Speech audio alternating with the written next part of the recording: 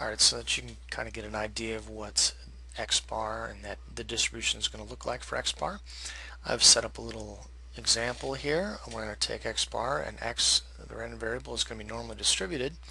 The population mean mu is going to equal 40, and the population standard deviation sigma equals 8. Now, since it's normally distributed, I don't have to worry about how large n is, and I'm going to know that x bar is going to be normally distributed as well. I have a lower value here of 16s. Even though this is lower than our typical value of 30, it doesn't matter because we already know that the distribution is normal.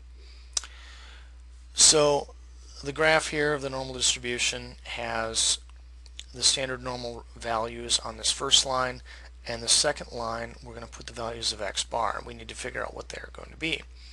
First we need to calculate the mean, which will go in the middle. So mu of x bar is supposed to equal the mean, so the population mean, which in this case is 40.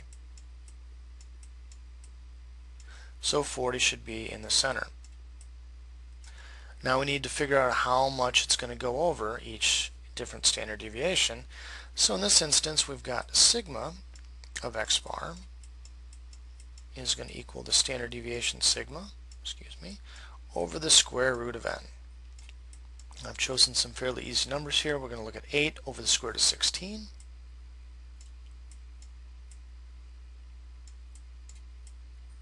And these are easy to calculate, whereas square root of 16 is 4. This is going to equal 8 over 4, or 2. So these are going to go up by 2 each. So 42 and 44 and 46. And then they'll go down by 2 as you get below the mean, so 38 and so forth.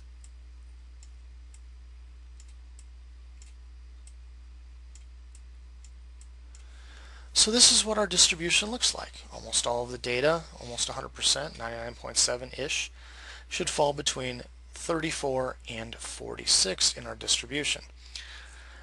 Now we can calculate this probability, and this probability is going to be pretty simple to calculate. We know we can convert this. We already have the different values. So if when we convert this to a z, 38 becomes -1 and 44 becomes 2. So this is equivalent to saying the probability of that z is between -1 and 2.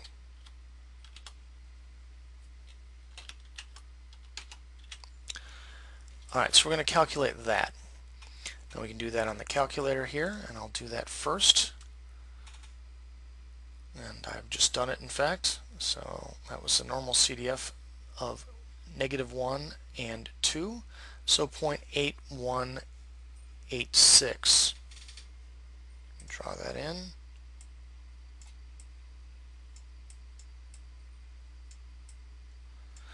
So we can use just the normal CDF of the z that we've calculated. If we wanted to avoid this step entirely, we could do it with this information along with the top information, and let's do that. So second vars, we're going to go to the normal CDF. Now our low is 38, our high is 44. Our mean is 40, mu of x bar is 40. And finally, our standard deviation is 2. You are able to, for this one it's not bad. It's easy to calculate. Most often, though, this number is going to be something crazy. So what you may want to do is calculate sigma x bar first, and then just as you do this, put it in as the answer as second dash. But if you'll notice, we get the exact same answer here. And it works out because I've picked some nice easy numbers, whereas we didn't have to round the z values at all. But that's how we're going to use the value of x bar to calculate probabilities and such.